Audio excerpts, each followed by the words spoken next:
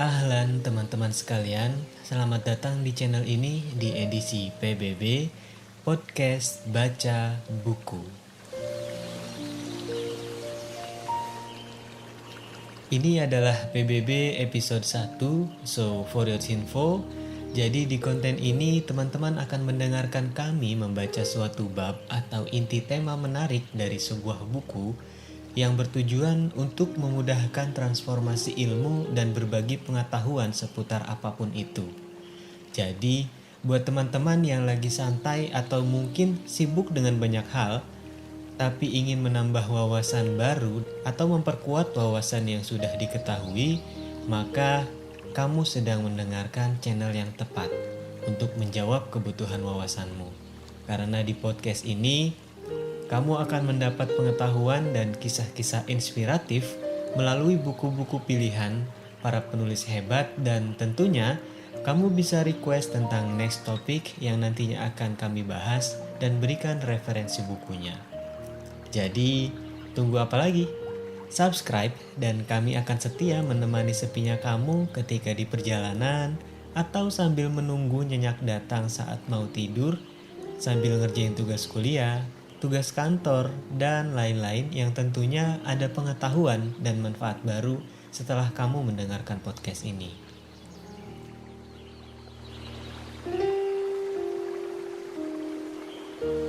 Di episode perdana ini kita akan membahas mengenai kisah kelahiran tokoh nomor 1 yang paling berpengaruh di dunia, yaitu Nabi Muhammad SAW. Dalam podcast kali ini, kami mengutip dari buku Ar-Rahiqul Maktub ditulis oleh Syekh Syafiur Rahman Al-Mubarakfuri, dan dalam edisi Indonesianya, buku ini berjudul Sirah Nabawiyah yang diterjemahkan oleh Katur Suhardi dan diterbitkan Pustaka Al-Kautsar. Kelahiran dan 40 tahun sebelum nubuwah. Kelahiran. Rasulullah Shallallahu Alaihi Wasallam dilahirkan di tengah keluarga Bani Hashim di Mekah pada Senin pagi tanggal 9 Rabiul Awal, permulaan tahun dari peristiwa gajah dan 40 tahun setelah kekuasaan Kisra Anushirwan, atau bertepatan dengan tanggal 20 atau 22 bulan April tahun 571 Masehi, berdasarkan penelitian ulama terkenal Muhammad Sulaiman Al-Mansurfuri dan peneliti astronomi Mahmud Basya. Ibnu Sa'ad meriwayatkan bahwa ibu Rasulullah Shallallahu Alaihi Wasallam berkata, "Setelah bayiku keluar, aku melihat ada cahaya yang keluar dari kemaluanku, menyinari istana-istana di Syam." Ahmad juga meriwayatkan dari Al-Arbaj bin Sariyah yang isinya serupa dengan perkataan tersebut.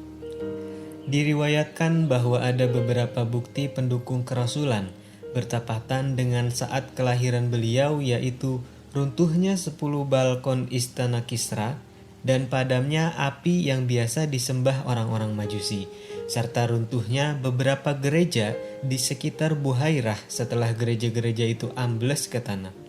Yang demikian ini diriwayatkan Al-Baihaqi sekalipun tidak diakui Muhammad Al-Ghazali.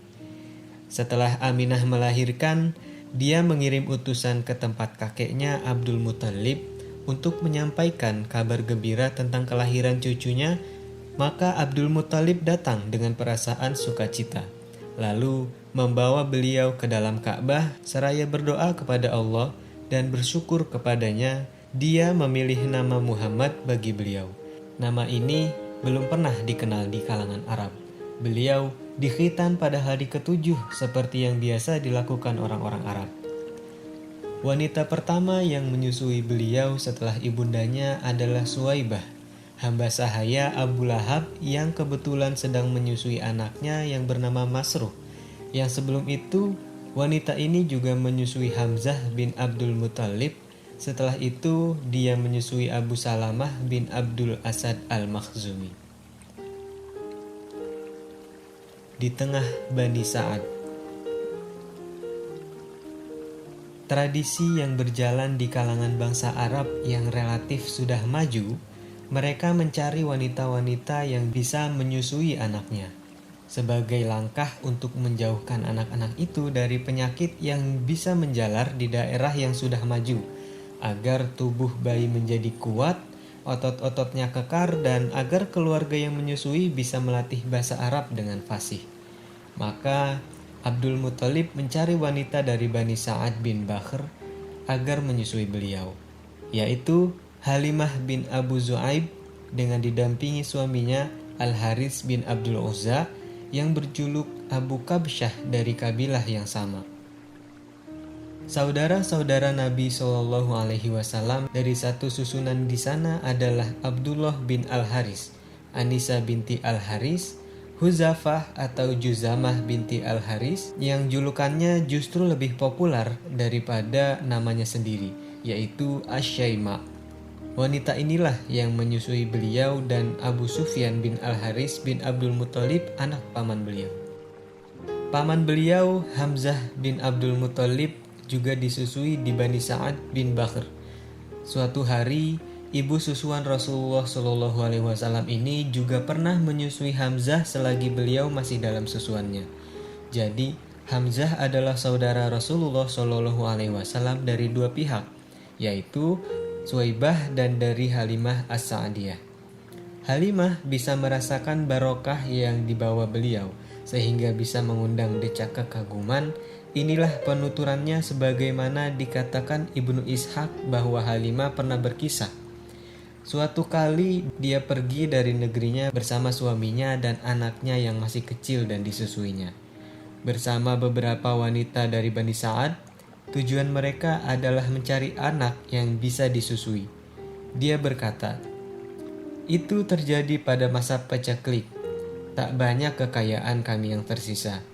Aku pergi sambil naik keledai betina berwarna putih milik kami dan seekor onta yang sudah tua dan tidak bisa diambil susunya lagi walau setetes. Sepanjang malam, kami tidak pernah tidur karena harus meninabobokan bayi kami yang terus-menerus menangis karena kelaparan. Air susuku juga tidak bisa diharapkan, sekalipun kami tetap masih bisa mengharapkan adanya uluran tangan dan jalan keluar. Aku pun pergi sambil menunggang keledai betina milik kami dan hampir tak pernah turun dari punggungnya, sehingga keledai itu pun semakin lemah kondisinya. Akhirnya, kami serombongan tiba di Mekah dan kami langsung mencari bayi yang bisa kami susui. Setiap wanita dari rombongan kami yang ditawari Rasulullah Shallallahu Alaihi Wasallam pasti menolaknya, setelah tahu bahwa beliau adalah anak yatim. Tidak mengherankan, sebab memang kami mengharapkan imbalan yang cukup memadai dari pihak bapak bayi yang hendak kami susui. Kami semua berkata, dia adalah anak yatim. Tidak ada pilihan bagi ibu dan kakek beliau, karena kami tidak menyukai keadaan seperti itu. Setiap wanita dari rombongan kami sudah mendapatkan bayi yang disusuinya, kecuali aku sendiri. Tatkala kami sudah bersiap-siap untuk kembali, aku berkata kepada suamiku, "Demi Allah, aku tidak ingin kembali bersama teman-temanku wanita tanpa membawa seorang bayi yang disusui. Demi Allah, aku benar-benar akan mendatangi anak yatim itu dan membawanya. Memang ada baiknya jika engkau melakukan hal itu. Semoga saja Allah mendatangkan barakah bagi kita pada diri anak itu." Halimah melanjutkan penuturannya, "Maka aku pun menemui bayi itu yang adalah Nabi Muhammad dan aku siap membawanya. Tatkala menggendong seakan-akan aku tidak merasa repot karena mendapat beban yang lain. Aku segera kembali menghampiri hewan tungganganku dan tatkala puting susuku kusodorkan kepadanya, bayi itu bisa menyedot air susu sesukanya dan meminumnya hingga kenyang. Anak kandungku sendiri juga bisa menyedot air susunya sepuasnya hingga kenyang. Setelah itu, keduanya tertidur pulas. Padahal sebelum itu, kami tak pernah tidur sepincing pun karena mengurus bayi kami. Suamiku menghampiri ontanya yang sudah tua, ternyata air susunya menjadi penuh, maka kami memerahnya. Suamiku bisa minum air susu onta kami, begitu pula aku, hingga kami benar-benar kenyang. Malam itu adalah malam yang terasa paling indah bagi kami. Demi Allah, tahukah engkau wahai Halimah, engkau telah mengambil satu jiwa yang penuh barokah, kata suamiku pada esok harinya.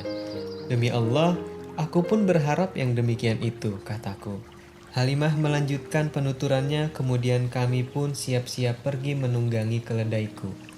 Semua bawaan kami juga sudah kunaikan bersama di atas punggungnya. Demi Allah, setelah kami menempuh perjalanan sekian jauh, tentulah keledai-keledai mereka tidak akan mampu membawa beban seperti yang aku bebankan di atas punggung keledaiku. Sehingga rekan-rekanku berkata kepadaku, "Wahai putri Abu Zu'aib, celaka engkau.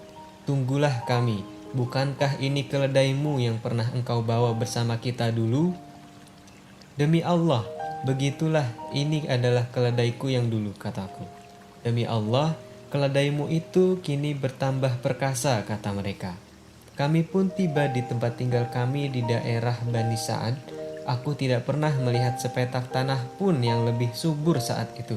Domba-domba kami datang menyongsong kedatangan kami dalam keadaan kenyang dan air susunya sudah penuh berisi, sehingga kami bisa memerahnya dan meminumnya. Sementara setiap orang yang memerah air susu hewannya sama sekali tidak mengeluarkan air susu walau setetes pun, dan kelenjar susunya juga kempes. Sehingga mereka berkata garang kepada para pengembalanya, "Celakalah kalian, lepaskanlah hewan gembalaan kalian seperti yang dilakukan gembala putri Abu Zu'aib." Namun domba-domba mereka pulang ke rumah tetap dalam keadaan lapar dan setetes pun tidak mengeluarkan air susu. Sementara domba-dombaku pulang dalam keadaan kenyang dan kelenjar susunya penuh berisi. Kami senantiasa mendapatkan tambahan barokah dan kebaikan dari Allah selama 2 tahun menyusui anak susuan kami. Lalu kami menyapihnya. Dia tumbuh dengan baik, tidak seperti bayi-bayi yang lain. Bahkan sebelum usia 2 tahun pun dia sudah tumbuh pesat. Kemudian kami membawa kepada ibunya.